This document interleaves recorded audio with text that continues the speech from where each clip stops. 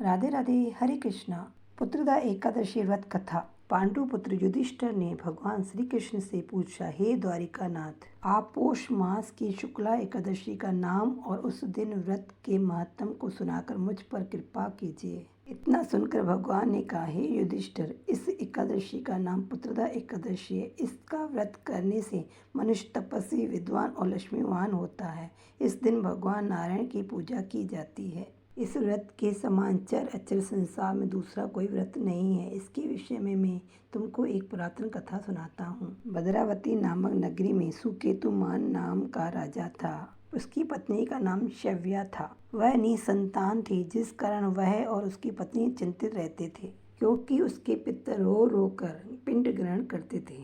राज में बंधु बांधव, धन, हाथी, घोड़ा आदि सब कुछ होते हुए भी राजा के मन को संतोष नहीं था। इस सब का कारण केवल एकमात्र राजा का निसंतान होना था, क्योंकि मरने के पश्चात पिंड कौन देगा। जिस घर में कुल दीपक पुत्र न हो, उसका कल्याण कठिन है। उस घर में सदैव अंधेरा ही रहता है। इसलिए मुझे पुत्र की प्राप्ति का प्रयत्न करना चाहिए। इस प्रकार वह राजा सदैव विचार किया करता था। इस बात से अति दुखी हो राजा ने एक दिन आत्मघात कर शरीर त्यागने का विचार किया।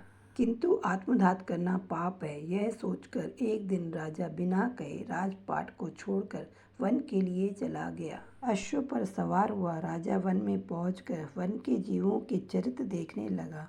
अनेक जीव अपने बच्चों के साथ भ्रमण कर रहे थे। मृग, बाघ, सुअर, सिंह, रीछ, बंदर, हथनी, सर्प इत्यादि। वन में अनेक दृश्यों को निहार कर राजा सोच में पड़ गया। इस प्रकार जब वन में राजा को दोपहर व्यतीत हो गए तो उसे भूख लगी और प्यास के कारण गला सूख गया। तब वह राजा सोचने लगा कि मैंने अब तक अनेक यज्ञ कराए हैं और अनेक ब्राह्मणों को भोजन कराए हैं, किंतु फिर भी यह कष्ट मुझे किस कारण सहना पड़ रहा है।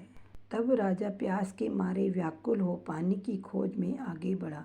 कुछ आगे चलकर राजा ने देखा कि एक स्थान पर मुनियों के आश्रम बने हुए हैं और उन आश्रमों के निकट ही एक सुंदर सरोवर है, जिसमें अनेक कमल खिले हुए हैं। यह सब देखकर राजा घोड़े से उतरकर मुनियों के पास जाकर दंडवत कर बैठ गया। मुनियों ने प्रसन्न होकर कहा, हे राजन, इस वन में तुम्हारे आने का क्या कारण है। राजा ने उत्तर देते हुए कहा, हे मुनि, आप कौन हैं और इस वन में निवास करने का क्या कारण है। मुनियों ने उत्तर देते हुए कहा, हे राजन, हम लोग विश्वदेव हैं। इस सरोवर पर स्नान करने के लिए आए हैं, क्योंकि आज पुत्रदा एकादशी है। राजा ने प्रार्थना कर कहा, हे मुनियों, मेरे भी कोई पुत्र नहीं है।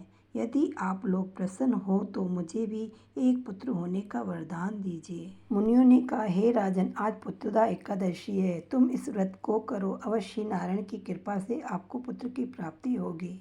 मुनियों के कहे अनुसार राजा ने वहीं पर उस सरोवर में स्नान करके एकादशी व्रत नियम पूर्वक धारण किया और मुनियों को दंडवत करके अपने नगर को वापस चला आया। भगवान नारायण की कृपा से रानी ने गर्भ धारण कर 9वें मास में एक सुंदर पुत्र को जन्म दिया, जो बड़ा होकर राज का अधिकारी बना। वह अत्यंत वीर, धनवान और यशस्वी श्री नारायण का भक्त हुआ। श्री कृष्ण ने कहा, हे पांडु पुत्र प्राप्ति हेतु इस एकादशी का व्रत करना सब व्रतों में अधिक उत्तम है। जो मनुष्य इस व्रत को धारण करते हैं वह पुत्र प्राप्त कर अंत में स्वर्ग को जाते हैं। पुत्रदा एकादशी व्रत कथा संपूर्णम। हरि बोल।